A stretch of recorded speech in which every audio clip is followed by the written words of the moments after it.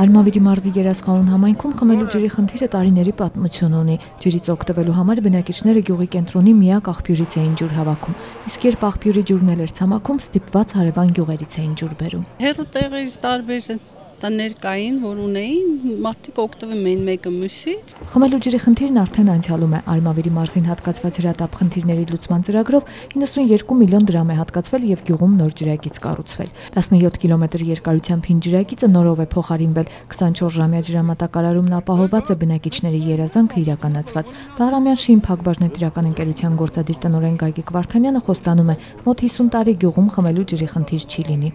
Տարիներով գյուղը ջուր չունեցել մշտական ջրամատակարարում, գոյություն ունեցող ցանցը եղել է շատ վթարված, ծակծկված վիճակում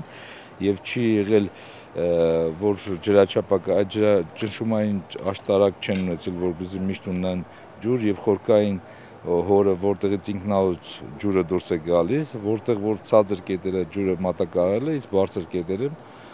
գյուղի ջրամատակում չի եղել։ Ջրագծի բացման արարողությանը մասնակցում էր վարչապետ Տիգրան Սարգսյանը։ Կառավարության ղեկավարին բնակիչները շնորհակալություն հայտնեցին։ Հիմա բոլորը ունեն փառք Աստծո, ամեն ինչ լավ է։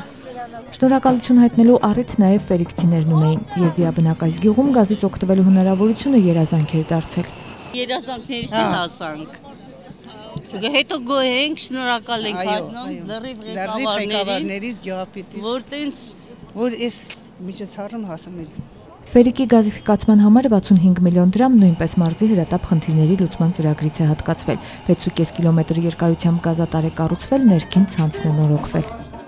Արդեն մոտավորապես 25 բաժանորդ արդեն իրենց բնակարանում բնական գազ ունեն։ Վարչապետի հաջորդ կանգառն Աղավնատուն համայնքում էր։ Մոսկվայաբնակ ծնունդով աղավնատունցի Վահան Ավագյանը իրականացրել էր իր վաղեմի երազանքը։ Հարազատ գյուղում եկեղեցի կառուցելու մտադրությունից երբեք չէր հրաժարվել։ Հարմար առիթի էր սպասել։ Բարերարի նախաձեռնությամբ եւ ֆինանսավորմամբ 2009 թվականին սկսվել էր եկեղեցու կառուցման աշխատանքները։ 3 տարի անց Ավագյանը կրկին ծննդավայրում էր եւ մասնակցում էր իր միջոցներով կառուցված Սուրբ Աննա եկեղեցու օծման արարողությանը։ Վարչապետ Տիգրան Սարգսյանը բարերարին պարգևատրեց շքանշանով։